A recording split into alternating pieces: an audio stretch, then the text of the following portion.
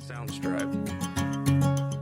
Welcome to our podcast, When Life Gives You Lemons. I'm Kevin Henry, and my partner in crime in life is Palmi Henry. I have a rare disease known as spinal ataxia, which is a neuromuscular disease. This has left me mobility challenges as well as with a speech impediment and noise-induced anxiety. Living with these disabilities for over 20 years, we have developed helpful hints and life lessons that we would like to share with you that has made our life easier and possible in some cases. We consider ourselves disability advocates and intend to educate ourselves and you about other disabilities and issues, and also talk about things we find interesting and frequently encounter when we're out and about. Hey, Kevin, welcome to When Life Gives You Lemons podcast. Hey, Palmi, how are you today? I'm doing good. So you've been on a wormhole through the YouTube regarding Neuralinks. Is that right? Well, Neuralink, yeah. I've went to their website and I found it a bit lacking in the area of descriptive what's going on. And I actually reached out and emailed them if they had a media Handout. press kit or handout, Yeah. But I haven't heard from them, so. What interests you about this neural technology? What it is the actual patients that have the implants nowadays. There's a grand total of 2 of them. And they started out, the company that has started out looking for patients with spinal cord injuries and Alzheimer's. I'm not sure what those 2 conditions have in common, but that was what they were looking for when they got their first 2 patients. Now they're working on what they call Operation Blindside. It's they take the advancements they've made in the chip, and they believe they can work on curing blindness, kind of like they do with it's commonly accepted now with cochlear implants for the deaf. Yeah, I'm sure it will become an issue kind of like that, whether you want it or stuff like that. It's sometimes deaf people don't think deafness is a Disability. disability, so Right. they just don't. It's their normal, right? Yeah, it's a normal. Yeah. And, So let's give a little background on this. Neuralink is a neural technology company founded by Elon Musk in 2016. The company is developing brain-computer interfacing, BCIs, designed to help treat neurological disorders and potentially enhance human cognitive abilities. So I assume that's kind of why you were looking at it, huh? Because you have a neural disability. Well, I'm sure I'm not a candidate to look for because I'm old. Yeah. But You're old. You're not that old. A lot of things that you can, if you find a way around, neurologically speaking, there are a lot of other, it gives hope to everybody with a neurological condition because there's just so much not known about the brain and how to do things within the brain. Like, for example, in their research into blindness, they had to build an artificial eye. It's not as easy as like getting a small camera and putting it in a spherical container and then plugging that into your optic nerve because that's not how your brain Works, yeah, with your works. eyes, with sight. They actually had to figure out the input formats for the brain for that to work. And they say they can either do it now for the possibility of doing it now.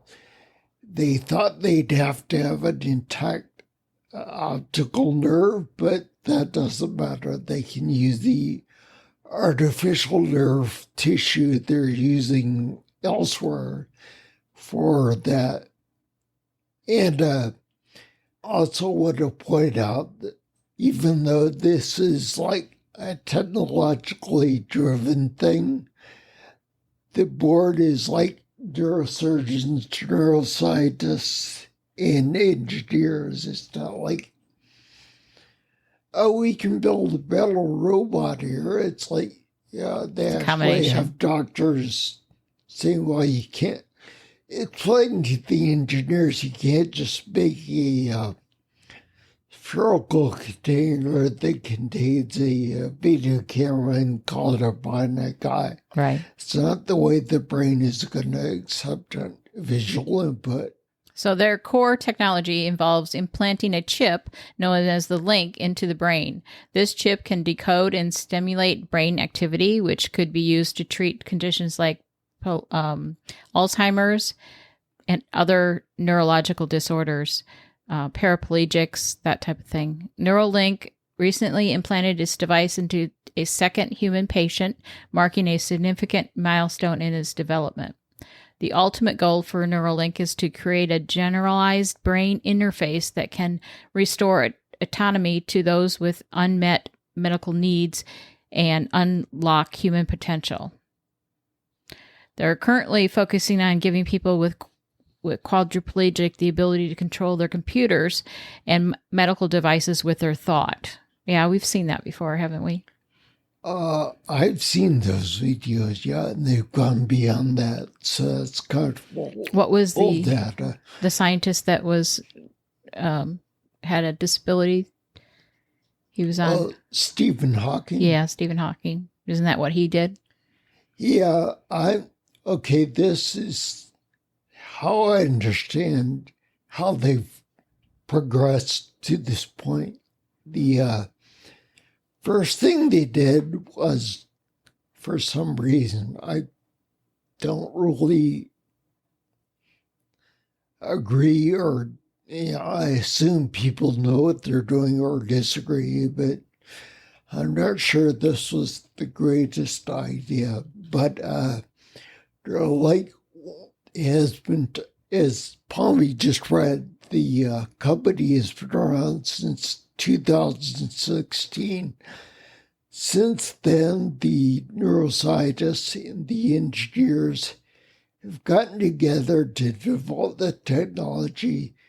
Then they had to make it as small as possible and get FDA approval for human trials.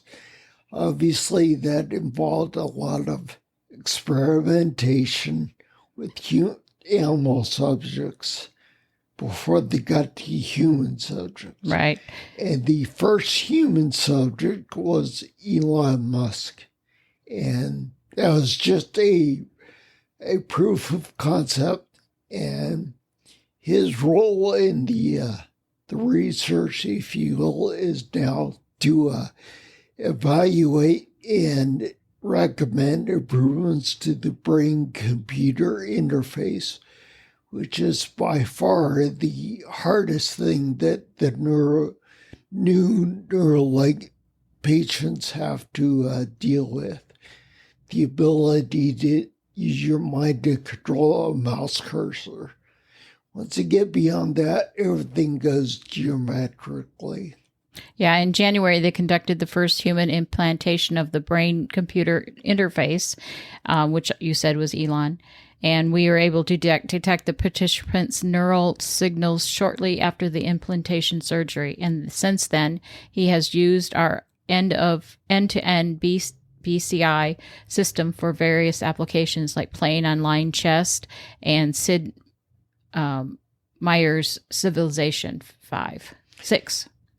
This marks a significant milestone towards the BCI technology available to potentially restore autonomy to millions of people with unmet medical needs. We've prepared this blog post to show a high-level snapshot of where we are as a company, our missions, and what guides us in the technology that we have built, the study we are currently conducting, and the work we have yet to do. Yeah, one of the things I found fascinating was they were explaining how Neuralink can work better than, with the video games, better than a computer gamer works now, because you're typically somebody operating a computer for a game will have to think about what they want to do, and then they have to think about, okay, I have to move my hand to move the mouse or type on the keyboard, whatever, and I have to move a finger to either click on the mouse or type out the character. Right. And they're comparing the two, said basically in the time that it takes you to think. You as a normal, non-augmented human to tell your brain, okay, I need to click the mouse or click the key, whatever the case may be. It's going to be, from that point, that is how fast Neuralink is, because the guy just thinks and everything happens. Just like a computer. Yeah. So what they've built is the current version of this device is called the N1 implant, an intercontinental BCI implant designed to record negative neural activity through 1,024 electrodes distributed across 64 flexible leads or threads, each of which is thinner than the human hair and capable of being placed independently in the brain. While the thin and flexible nature of the threads are designed to decrease the participant's risk and increase device utility, they also make the thread impractical to manipulate by hand. Therefore, they built a surgical robot, the R1 robot, designed to reliably and efficiently insert the threads into the cortex so that the electrodes can be placed near neurons of interest.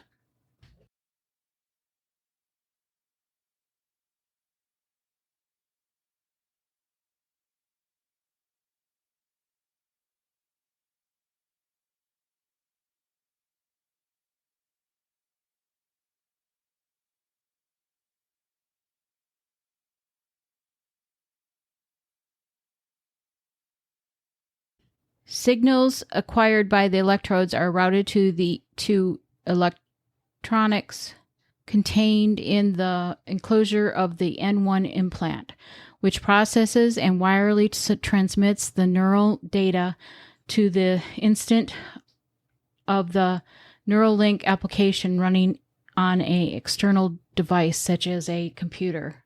The Neuralink application decodes and translates the neural data into action, such as movement of a cursor or on a computer screen.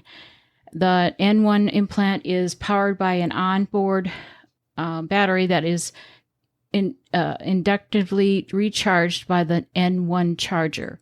The ability to wirelessly communicate and inductively charge enables the N1 implant to be surgically implanted under the scalp so that it is cosmetically invisible and used without any physical contact connectors to the external devices. The high-level representation of how the N1 implant, N1 charger, Neuralink application, and the R1 robot interaction is a first in-person clinical trial.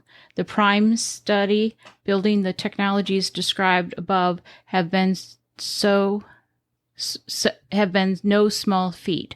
We constructed in-house microfabrication capabilities to rapidly produce various interactions of thin film arrays that conduct our electrode threads. We created a custom femtosecond laser mill to manufacture components with a micro-level precision. We developed novel hardware and software testing systems, such as our lifetime testing racks and stimulating surgery environment to stress test and validate the robustness of our technology. We performed many rehearsals of our surgery to refine our procedure and made them second nature. We built our own animal care facility to satisfy testing requirements for our medical devices while going above and beyond the highest standards for the care and use of laboratory animals. We continuously engage and collect feedback from people with lived experience with quadriplegic through our patient registry, our customer advisory board, and various patient advocacy groups to shape the design of our technologies. Well, that was not easy to read. How bad? So it sounds like it's going to happen, not soon though, I guess. Well, to the normal public. It's happening is what's exciting. Obviously, it's not going to directly impact me, but it's going to impact everybody with their neurological conditions eventually. Right now, if you're looking at it, it's impossible to get that surgery unless you're part of the Neuralink study. Right. Because obviously they have the robot that's programmed to do the surgery, and they control the technology and the testing and the upgrading and so forth, so on. And pretty sure this is considered research and experimental. It's experimental right now. So no insurance is going to cover it. So no insurance is going to cover it. And it sounds like this is multi-million dollars worth of stuff. It's going to be, right now the cost is borne by the researchers and the company that builds the stuff. Yeah. It said their first human implant of a paralyzed adult was happened at the Barrow Neurological Institute in Phoenix, Arizona, and the surgery went well, and the participant was able to go home the following day. The participant's recovery since the surgery has been very smooth. So that's patient one. That's patient one, not Elon Musk. Then he did it prior to that.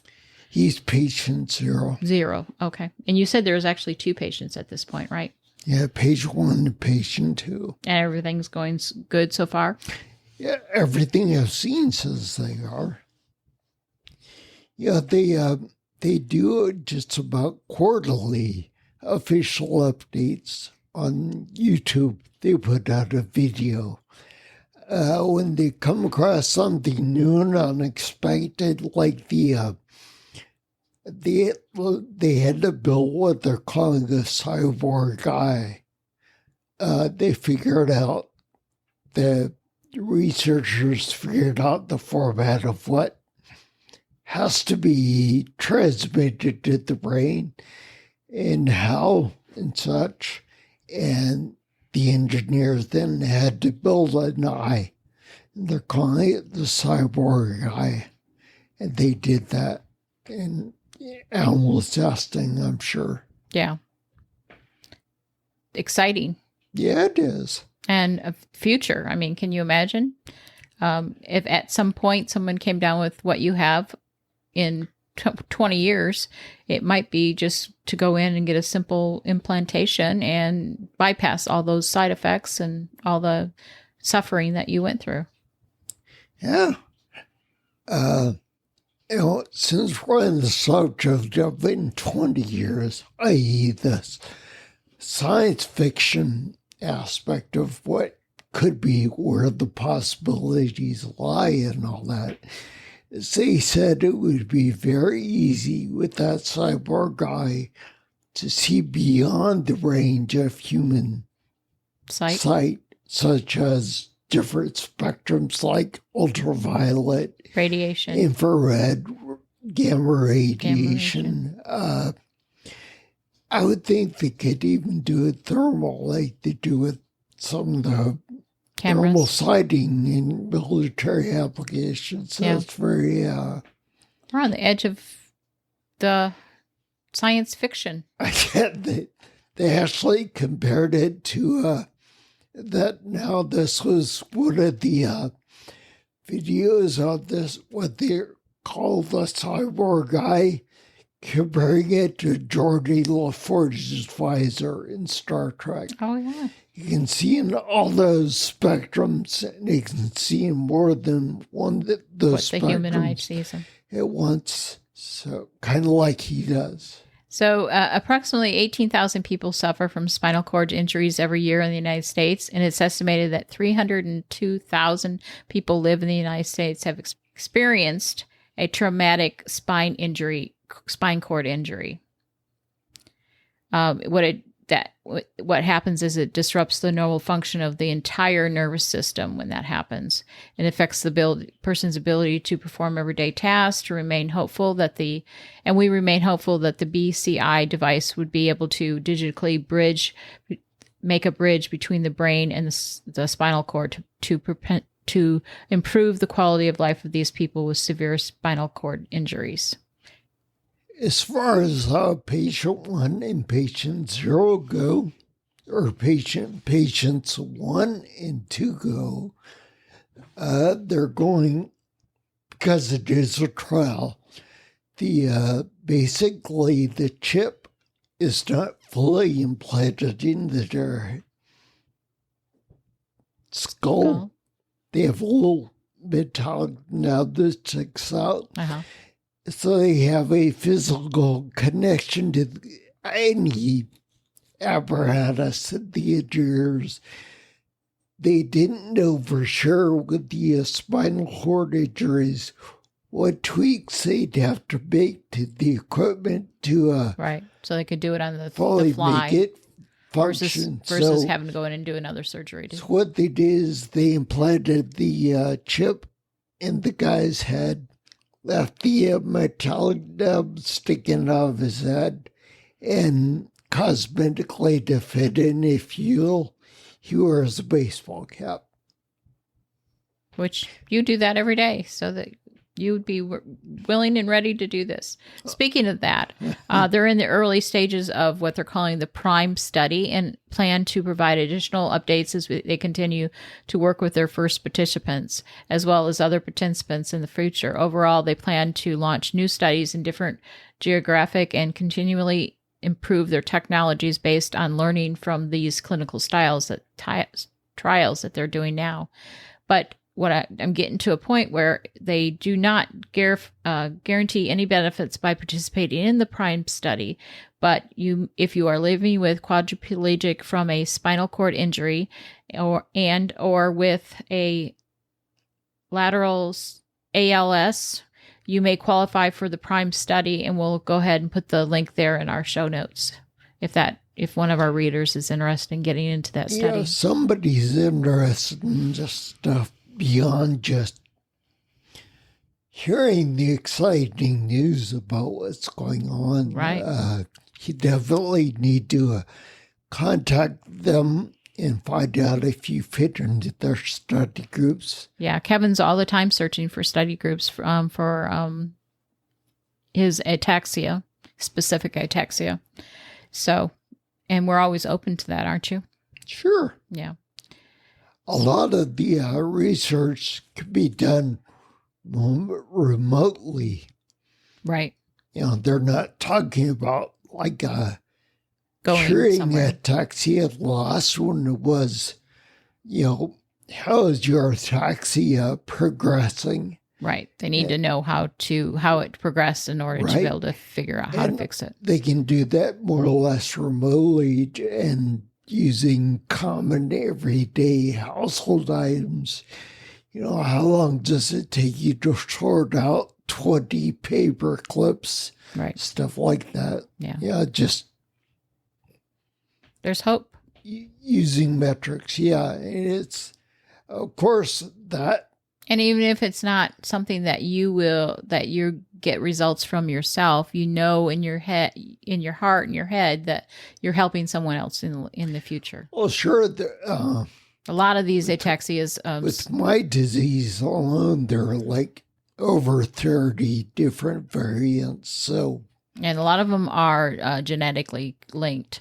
So, we're talking. Most of them are genetically linked. Right. So you're talking, you could maybe help your children or your children's children from suffering the way you have. Yeah. In my case, they think I was exposed to something. So it's what they call non-genetically linked. But even in that case, if we could figure out what you were exposed to, they could know that, know that is something you can't be exposed to any longer. Or possibly even reverse it. Right. In some cases. If it was caught soon enough, yeah. Yeah, if it was caught soon enough. Like, in my case, what they found is early on they tested for what they call heavy metals, like mercury. Right. They can have severe neurological effects. Yeah. And can also be reversed by getting rid of the mercury. Right. But so this is good news, and we are happy to bring it to you as disability advocates. We feel like this is our duty to try, kind of, when Kevin goes on a wormhole like this and gets some information, we love to share it with you. Yeah. Also in this description will be the most recent photos. YouTube video. They put out a link to their website if you want to contact them directly. As we mentioned before, this is a Elon Musk project. He founded this organization. He's always looking to try to help humanity out. And curiously, I believe this is one of his companies. He has not moved out of California because the website still lists their address as being in California. Oh, okay. Every other company he owned moved to Texas. Yeah. Because they're advantageous tax laws. Oh, okay. But I don't think he looks at Neuralink as a company right now. He's just gaining his interest. Knowledge. Right. He's not gaining money. Right. Like he's not charging patient 1 and patient 2 for stuff they're doing. Right. You're just participating in research. All right. Well, this is another episode down in the books, Kevin. We want to mention again, please support us and be logged into our prize for the end of the season. Actually, we should mention that time is running out if you desire to do that. Right. We only have one more episode. Our next episode is the last episode of the season. And then what we thought we'd do, listeners, is that we bring back, we do some encore episodes while we have our little respite. Yeah, we typically start again in February or March. Right. I can't recall the exact month or whatever. We'll have to look at the calendar and we'll have that date for you next episode. All right. We're signing off. Well, it's been nice talking to you guys. And we'll see you in next episode. We are always looking to improve the podcast, so if you want to hear a specific topic, have a differing opinion, want to add something to the conversation, drop us an email. Our contact information is listed on our website. It's www.whenlifegivesyoulemons.net. We have recently added a companion YouTube channel called Making the Lemonade. If you enjoy the podcast, continue your enjoyment by joining us on YouTube.